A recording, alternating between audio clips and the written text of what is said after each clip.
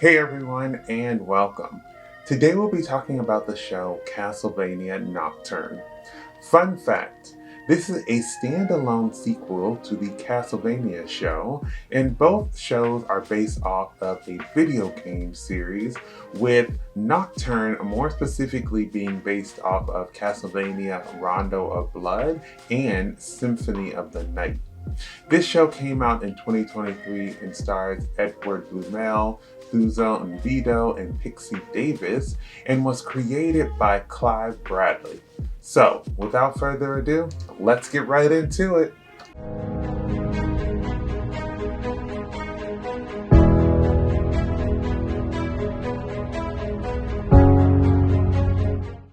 Castlevania Nocturne follows Richter Belmont and his adoptive sister Maria in France during the French Revolution in about 1792. They make new allies throughout the series to try and stop the vampire messiah from bringing on everlasting night. Castlevania Nocturne is a fantasy action animated show that presents an alternative history. It has similar vibes to Castlevania, The Legend of Vox Machina, or Blood of Zeus. Castlevania is one of the best shows on Netflix, and to me, it's one of those shows that ended on a high note, but they really left it open for a spin off, which I'm glad they did because we got Nocturne. Nocturne starts off with a bang that immediately draws the viewer in while also making sure that they understand what's going on and how the show will differ from its predecessor. I was iffy about Richter at first because I loved Trevor in the original show, and it was hard for me to just accept that Trevor is not coming back and he is not the Belmont that we will be focusing on. But I started to slowly enjoy Richter a little bit more and more. We start off with his mom dying at the beginning of this season, and throughout the show, we see that as he has grown, he tries to be tough and fulfill his family's legacy, but once faced with his mom's killer, he runs away and has a panic attack. I thought it was cool to show this, to show that even someone who is hunting vampires and killing all these night creatures has something that can still scare him. He has a weakness. I was actually kind of shocked that we saw Justy in this show because I thought that they would keep it to just one Belmont. It's sad that he's pretty much turned his back on his family's duty, but I think the show did a great job of letting Richter meet him, but not as like some plot point for him to be a, mentor or be a part of a happy family, but for Richter to realize that he really just doesn't want to end up like him. And that story was kind of cool to see about like how she learned magic and helped get rid of vampire slave owners in the French Caribbean. She spends a lot of time trying to save Edward, who is a night creature, and throughout this storyline, it answered a question for me that I had in the original series, which is, do the night creatures retain any of their humanity? And with this relationship, they prove that they do when she is almost killed by a night creature and he saves her. And then he kind of becomes like an inside man by also helping other night creatures remember who they are. I'm glad we got to learn about their connection, which also showed how the vampire slave masters played into it. I feel like there is so much more to Annette's powers, and I really look forward to seeing what else she does with her powers and how her ancestors and Papa Legba will play into her storyline. Speaking of Edward, he got killed pretty quick into the show, and I was like, wow, he really isn't made for this vampire hunting life. But then he is made into a night creature, and he's out here starting his own little night creature rebellion. When he was singing in his human form, I was like, I don't know if I want to hear more of this. But when he was singing, when he was in his night creature form, and there was a whole battle going on, I just felt like the music and the battle together just made perfect sense. Tara is just a mother who is trying to do what is best for her kids, and it was so sad in the end that that leads to her sacrificing herself to save Richter and Maria. The moment of sacrifice did show how vampires are made in this universe, which is something that I was interested in because it's something that I've noticed that there are a lot of vampires in the Castlevania series, but I don't actually know how any of them were made. I wonder, since she is a vampire now, will she keep her speaker magic or will she only have vampire powers? I mean, either one is cool, but it would also be cool if she had both. Maria is Tara's daughter and the adoptive sister of Richter, and also the child of the abbot, which was shocking and very unfortunate because he sucks. She is a speaker with the rare ability to summon animal spirits, which could come very handy in fights. I love throughout the season how they showed more and more animals that she can summon, starting off with like birds, and then she has like this like white tiger, and then there's this like very hard shell like turtle that she's able to summon. And I'm really interested to see if there's more and if there are bigger creatures that she can summon.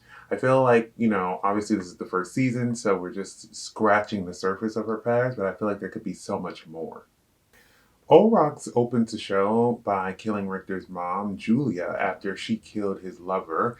So I hated him going into the show, but by the end of the season, I was very interested in his character. I feel like he is the only vampire that dared question the vampire messiah, and even after she shows him her power, he is still very hesitant. But I think he realized in that moment that yes, she is very powerful, and I don't really think she's a vampire messiah, but I can't take her on by myself, so I'm going to just go along with it for now. He is an Aztec vampire from America, and the vampire messiah wants him to use his knowledge of America to move there next, but it seems like he is not a fan of that plan. I'm really interested to see which side he ends up aligning himself with and if he will really turn his back on Mizrak. The vampire segment seems like someone who is so powerful, but there was a line in the show about everyone having a weakness, which Olrock stares at her in the moment that that line is said as if he's trying to find hers. She says she is actually a god, and I wonder if she actually is, or just makes people believe that so they don't question her power. She didn't even flinch when Richter was throwing everything that he had at her, so I truly wonder how will they take her down. Drolta was one evil vampire, but I am sorry to say that she was a bad bitch, and everything about her character was just great. I, unfortunately, am a Drolta stand. I am guilty. Even at the end, when I thought that she couldn't get any better, they whip out this dope transition into a vampire with wings and pink ombre flaming hair, and I was just like, wow, she's out here looking better than everybody in this show. Even with all this being said, I am happy that she died because she was, unfortunately, very evil. Alucard making an appearance was something I didn't even think about when I was watching this show, but I am so happy that he did. The Belmonts are strong, but honestly, Alucard is a big help and is needed due to not only his vampire skills, but because of his years of knowledge. I love that he even comes in with a bang by taking out Drolta and looking just as regal as ever while doing it. The animation style in this show is like an anime style, and I think that this definitely makes the show even better. To add on top of this, the design of the characters are done so well to not only show what time period that we are in, but also just to show how badass everyone is because everyone just looks so good. The vampires even have different iterations of their looks, which further show the detail in this show. In this season, we learned that it has been about 320 years since the events of Castlevania, and it is cool how they took elements from that show and showed how that now in the future things would be different, but there is definitely an influence from the past. Night creatures come up in both shows, but in the original series they are made by hand. But in this show, they are making night creatures using a machine from hell, which is way more efficient. Even with Richter and Justine, we learn that they inherited fighting from Trevor and speaker magic from Sypha, which they kind of mix together when we see them fighting in this series. These are very small things, but I'm glad that they show things changed over time. They just weren't staying the same. But you know, one thing that will never change is a Belmont trying to punch an immovable person. The combat scenes throughout this entire series was great. The scenes really showcase what everyone's strengths were and some of their weaknesses. They did a good job of showing as well how these non vampires could hold their own against these super strong vampires, and they did it with a mix of skill and magic.